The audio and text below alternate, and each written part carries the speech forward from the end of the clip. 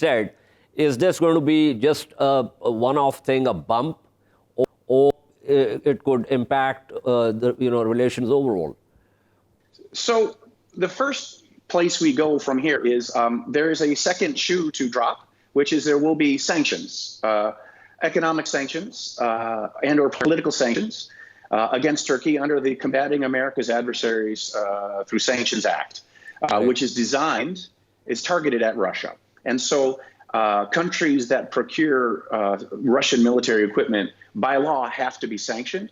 And President Trump does not have any ability to waive that sanction in this case. Hold on. But I thought he does have a waiver option. In the bill that was written by the late Mr. McCain, co-authored with someone else. I don't exactly remember the bill, but there is a presidential waiver. No, there's not. Usually there is. Now India, or the case of India, received a specially drafted waiver because when the waiver issue came up, India was seen as reducing its dependence on Russian military equipment at that point, even though now India is also exploring whether to buy S-400s.